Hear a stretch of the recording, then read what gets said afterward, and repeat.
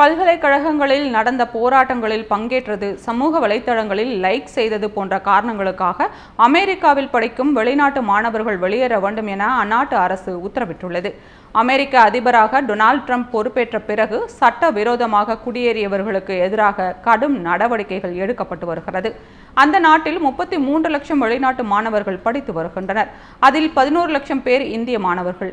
அமெரிக்காவில் படிக்கும் மாணவர்களுக்கு அவர்கள் படிப்பின் தலைமைக்கு ஏற்ப F1, M1 மற்றும் J1 போன்ற விசாக்கள் கொடுக்கப்பட்டுள்ளன. சில நாட்களுக்கு முன் ஹமாஸ் அமைப்புக்கு ஆதரவாக நடந்த போராட்டத்தில் பங்கேற்றதாக இந்தியாவைச் சேர்ந்த ஒரு ஆராய்ச்சி மாணவி தாமாக முன்வந்து வெளியேறினார். இந்நிலையில் அமெரிக்காவில் நூற்றுக்கணக்கான மாணவர்களுக்கு ஒரு மின்னஞ்சல் வந்துள்ளது. அதில் அவர்களின் விசா ரத்து செய்யப்பட்டு விட்டதாகவும் அவர்கள் தாமாக முன்வந்து உடனடியாக வெளியேற வேண்டும் எனவும் உத்தரவிடப்பட்டுள்ளது. அதற்கு அவர்கள் பல்கலைக்கழகங்களில் போராட்டத்தில் ஈடுபட்டது, சமூக வலைத்தளங்களில் தேச விரோத பதிவுகளை லைக் செய்தது போன்றவை காரணங்களாக கூறப்பட்டுள்ளன.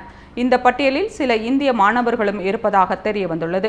ஒரே நேரத்தில் நூற்றுக்கணக்கான மாணவர்களை நாடை விட்டு வெளியேறுமாறு அமெரிக்க அரசு மின்னஞ்சல் அனுப்பியிருக்கும் செய்தி அதிர்ச்சியை ஏற்படுத்தியுள்ளது.